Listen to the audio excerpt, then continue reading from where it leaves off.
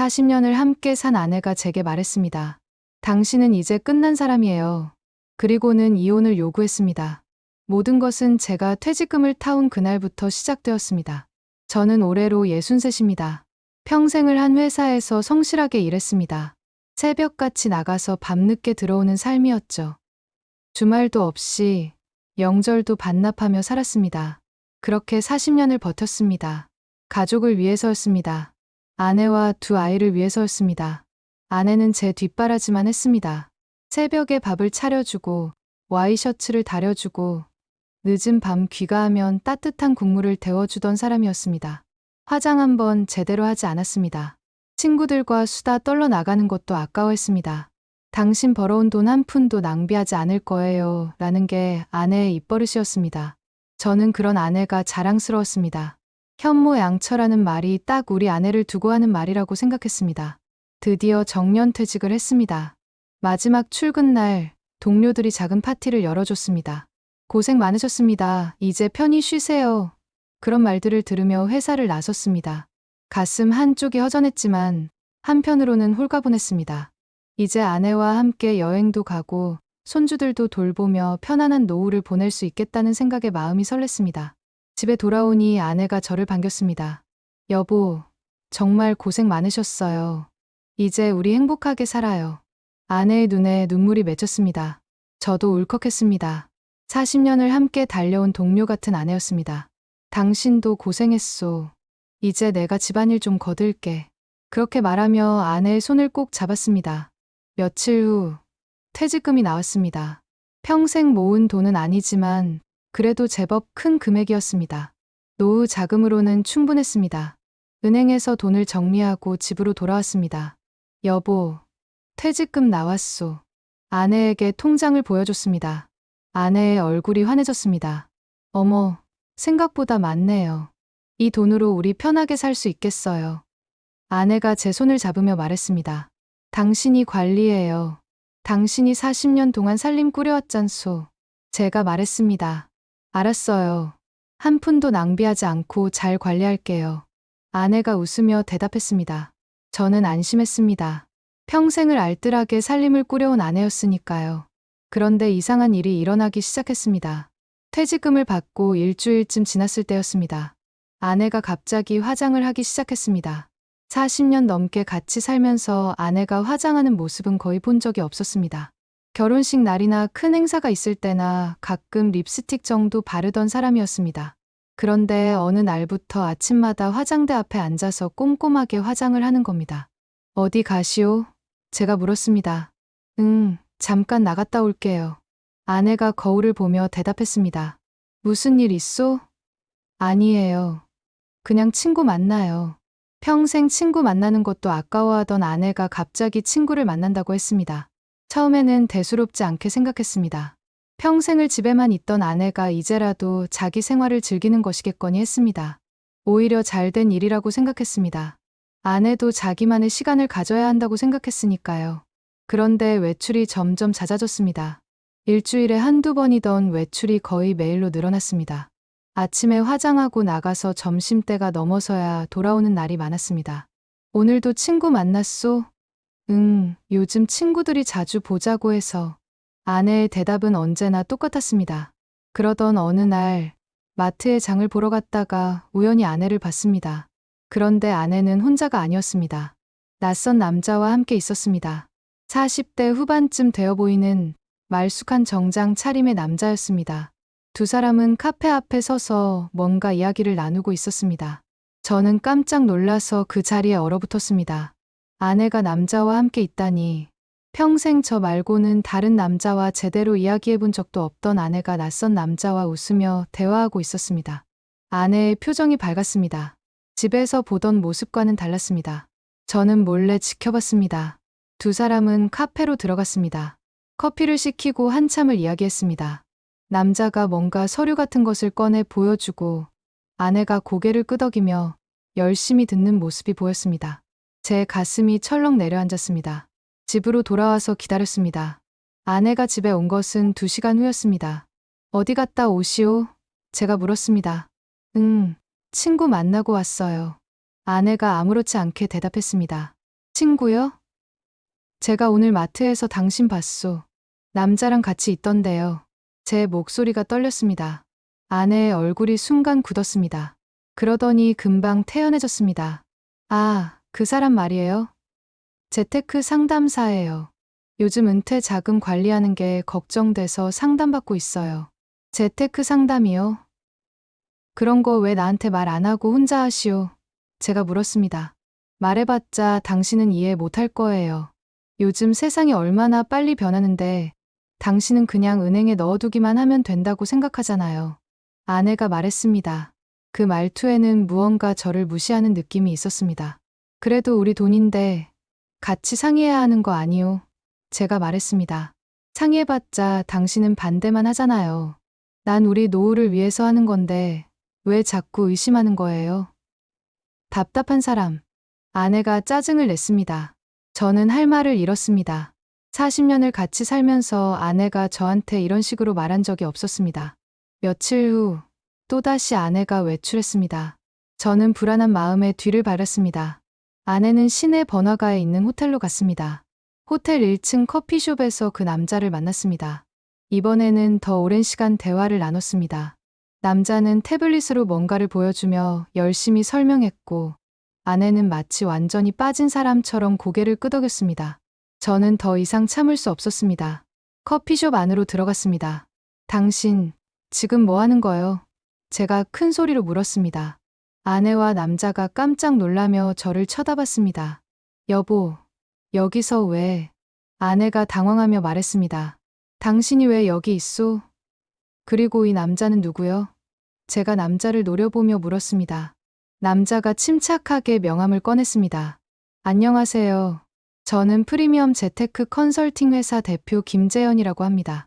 사모님께서 상담을 요청하셔서. 상담? 무슨 상담을 호텔에서 하시오? 제가 다그쳤습니다. 조용하게 상담하려면 이런 곳이 좋아서요. 사모님, 따로 말씀드릴 게 있는데 다음에 연락드려도 될까요? 남자가 아내에게 말했습니다. 네, 그러세요. 아내가 대답했습니다. 남자는 재빨리 자리를 떴습니다. 당신, 대체 뭐 하는 거요? 이렇게 몰래 남자를 만나고 다니면 어떡하시오? 제가 화를 냈습니다. 몰래가 아니에요. 재테크 상담받는 거라고 말했잖아요. 당신이 자꾸 의심하고 간섭해서 불편한 거예요. 아내도 목소리를 높였습니다. 간섭이요? 이게 간섭이요? 부부 사이에 이런 중요한 일을 혼자 결정하면 안 되는 거 아니오? 중요한 일이니까 제대로 알아보는 거예요. 당신은 아무것도 몰라요. 그냥 낡은 생각만 하고 있으니까 답답한 거예요. 당신 같은 늙은이한테 뭘 물어봐요? 아내의 말이 비수처럼 꽂혔습니다. 늙은이. 아내가 저를 늙은이라고 불렀습니다. 40년을 함께 살아온 남편을, 평생을 가족을 위해 일한 남편을 늙은이라고 불렀습니다. 저는 아무 말도 할 수 없었습니다. 가슴이 무너져 내리는 것 같았습니다. 그날 밤, 아내는 집을 나갔습니다. 당신이랑은 더 이상 못 살겠어요. 생각 좀 해볼 거예요. 그렇게 말하고는 가방을 싸서 나가버렸습니다. 저는 멍하니 서 있었습니다. 이게 무슨 일인가 싶었습니다. 퇴직금을 받고 행복한 노후를 꿈꿨는데 고작 한 달 만에 아내가 집을 나갔습니다. 다음 날 아내에게서 문자가 왔습니다. 이혼하고 싶어요. 당신은 이제 끝난 사람이에요. 나는 내 인생을 다시 살고 싶어요. 저는 휴대폰을 보며 믿을 수 없었습니다. 이혼이라니, 끝난 사람이라니, 이게 정말 제가 아는 그 아내가 한 말인가 싶었습니다. 저는 급히 아내가 묵고 있다는 친구 집으로 갔습니다. 하지만 아내는 저를 만나주지 않았습니다. 친구가 나와서 말했습니다. 요즘 언니가 많이 힘들어해요. 좀 시간을 주세요. 대체 무슨 일이요? 왜 갑자기 이러는 거요? 제가 물었습니다. 언니 말로는 그동안 자기 인생이 없었대요. 당신 뒷바라지만 하느라 자기 자신을 잃고 살았다고. 이제라도 자기 인생을 찾고 싶다고 하더라고요. 친구의 말이었습니다. 저는 허탈했습니다. 그게 이혼 사유가 되나요? 40년을 함께 산 세월이 그렇게 쉽게 끝날 수 있는 건가요? 머릿속이 복잡했습니다. 밤새 잠을 이루지 못했습니다. 그러다가 문득 그 남자가 떠올랐습니다. 재테크 상담사라던 그 남자. 뭔가 석연치 않았습니다. 저는 컴퓨터를 켜고 그 남자가 준 명함에 적힌 회사 이름을 검색했습니다. 검색 결과에 충격적인 기사들이 나왔습니다. 은퇴자 노린 투자 사기 일당 검거, 퇴직금 노리는 신종 사기 수법 주의보. 기사를 읽어보니 최근 은퇴자들을 대상으로 한 투자 사기가 기승을 부린다는 내용이었습니다. 수법이 똑같았습니다. 재테크 상담을 빙자해 접근하고 고수익을 약속하며 돈을 빼돌리는 수법이었습니다. 저는 손이 떨렸습니다. 혹시 아내가 그 사기꾼에게 당하는 건 아닐까? 아내가 만난 그 남자, 김재현이라는 사람에 대해 더 찾아봤습니다. 그런데 그런 이름의 정식 등록된 재테크 회사는 없었습니다. 제 예감은 틀리지 않았습니다. 그 남자는 사기꾼이었습니다. 저는 급히 아내에게 전화를 걸었습니다. 여보, 지금 당장 내 말 좀 들어보시오. 그 남자, 사기꾼이오. 재테크 상담이 아니라 당신 돈을 노리는 사기꾼이라고요. 또 그 소리예요? 정말 당신은 변한 게 없네요. 의심만 하고. 아내가 차갑게 말했습니다. 의심이 아니오. 내가 직접 찾아봤소. 그 회사는 실제로 존재하지 않는 회사요. 뉴스에도 나온 사기 수법이랑 똑같다고요. 제가 다급하게 말했습니다. 당신이 뭘 안다고 그래요? 김 대표님은 진짜 전문가예요. 내가 직접 만나서 확인했어요. 아내는 제 말을 믿지 않았습니다. 여보, 제발 정신 차리시오. 지금 당신 속고 있는 거요. 그 사람이 우리 퇴직금 노리는 거라고요. 됐어요. 당신하고는 더 이상 대화하고 싶지 않아요.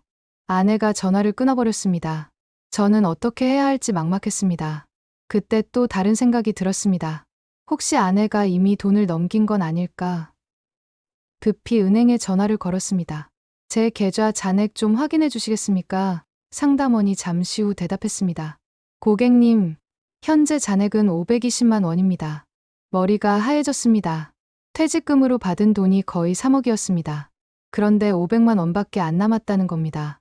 언제 인출됐습니까? 어제 오전 11시에 대부분 인출되셨습니다.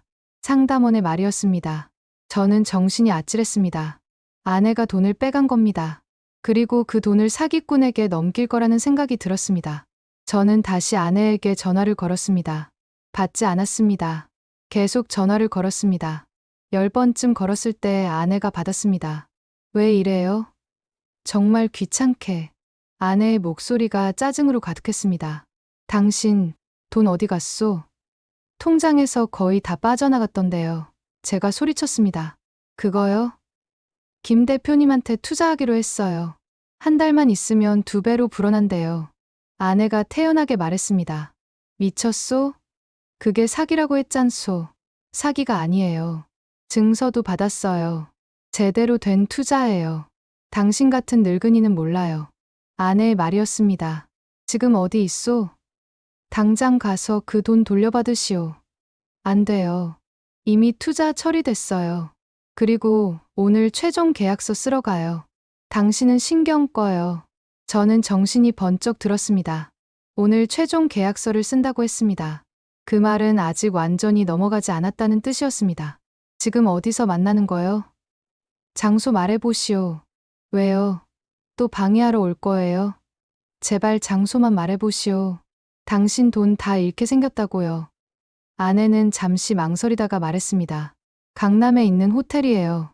근처 은행에서 먼저 최종 확인하고 호텔에서 계약서 쓰기로 했어요.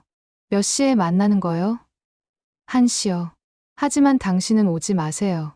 창피해요. 아내가 말했습니다. 저는 전화를 끊고 급히 옷을 갈아입었습니다. 시계를 보니 12시 30분이었습니다. 강남까지 가려면 시간이 빠듯했습니다. 저는 택시를 잡아타고 강남으로 향했습니다. 기사님, 급한 일이 있어서 그러는데 최대한 빨리 가주시겠습니까? 알겠습니다. 차 안에서도 마음이 조급했습니다. 아내를 말려야 했습니다. 평생 모은 돈을 사기꾼에게 넘길 수는 없었습니다. 강남에 도착한 것은 1시 10분 전이었습니다. 호텔 주변 은행들을 찾아다니기 시작했습니다. 두 번째 은행에서 아내를 발견했습니다. 아내는 그 남자와 함께 창구 앞에 서 있었습니다. 무언가 서류를 작성하는 것 같았습니다. 저는 달려갔습니다. 여보, 거기서 뭐 하시오? 제 목소리에 은행 안의 사람들이 모두 쳐다봤습니다. 아내가 깜짝 놀라며 돌아봤습니다. 여보, 당신 왜? 지금 당장 멈추시오. 그 사람 사기꾼이라고요. 저는 남자를 가리키며 소리쳤습니다. 남자의 얼굴이 굳어졌습니다. 저기요. 사모님 남편분이신가요? 오해가 있으신 것 같은데. 남자가 당황하며 말했습니다.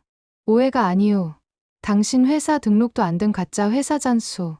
은퇴자들 퇴직금 노리는 사기꾼이라고요. 제가 소리쳤습니다. 주변 사람들이 웅성거리기 시작했습니다. 은행 직원이 다가왔습니다.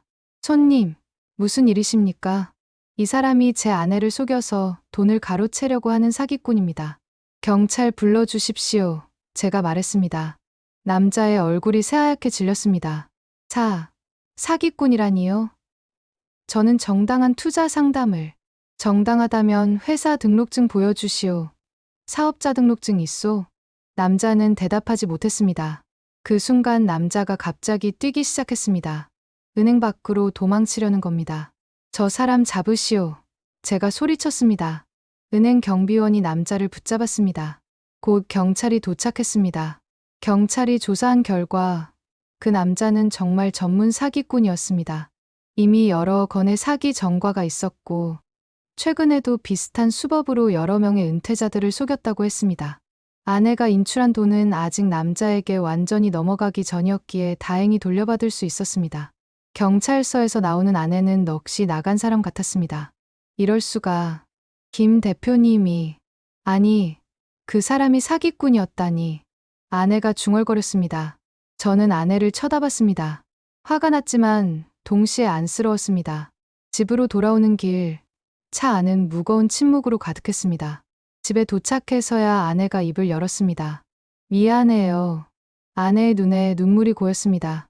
당신 몰래 돈을 불려서 깜짝 선물하려고 했어요. 당신이 평생 고생한 거 알아요. 그래서 그 돈으로 더 여유롭게 살게 해주고 싶었어요. 그래서 사기꾼 말만 듣고 평생 모은 돈을 넘기려 한 거요. 제가 말했습니다. 그 사람이 너무 그럴듯하게 말했어요. 증서도 보여주고 다른 투자자들 사례도 보여주고 저는 정말 당신을 위해서 한 거예요. 아내가 울먹였습니다. 나를 위해서라고요? 그럼 왜 나한테 한마디 상의도 안 했소? 우리가 남이요. 40년을 같이 산 부부가 이런 중요한 일을 혼자 결정해도 되는 거요. 제 목소리가 떨렸습니다. 당신이 반대할 줄 알았어요. 당신은 새로운 걸 시도하는 거 싫어하잖아요. 새로운 걸 시도하는 게 문제가 아니오. 당신이 날 믿지 않은 게 문제요. 나를 늙은이 취급하고 끝난 사람이라고 말한 게 문제라고요. 제가 말했습니다. 아내는 아무 말도 하지 못했습니다. 당신이 이혼하고 싶다고 했소. 내가 끝난 사람이라고 했소. 그 말이 얼마나 아픈지 아시오? 제 눈에도 눈물이 맺혔습니다. 그건 제가 너무 흥분해서 진심이 아니었어요. 아내가 울며 말했습니다. 진심이 아니었다고요? 그럼 진심은 뭐였소? 당신이 그 남자를 만나고 나한테 거짓말하고 내 의견은 무시하고 그게 다 진심이 아니었소? 저는 더 이상 말을 잇지 못했습니다. 가슴이 너무 아팠습니다. 그날 이후 돈은 지켰습니다. 사기꾼은 경찰에 잡혔고 우리 퇴직금은 다시 통장으로 돌아왔습니다. 하지만 돌아오지 않은 게 있습니다. 바로 신뢰였습니다. 40년 동안 쌓아온 신뢰가 한순간에 무너졌습니다. 아내는 매일 사과했습니다. 정말 미안해요. 다시는 이런 일 없을 거예요. 하지만 제 마음속 상처는 쉽게 아물지 않았습니다. 아내를 볼 때마다 그때 들었던 말들이 떠올랐습니다. 당신은 끝난 사람이에요. 답답한 늙은이. 그 말들이 계속 귓가에 맴돌았습니다. 지금 우리는 같은 집에서 살고 있습니다. 하지만 예전 같지 않습니다. 대화는 줄어들었고 서로를 바라보는 눈빛도 달라졌습니다. 40년을 함께 산 부부가 이렇게 멀어질 수 있다는 게 슬펐습니다. 평생 믿었던 아내의 손에 제 인생 전부를 잃을 뻔했습니다.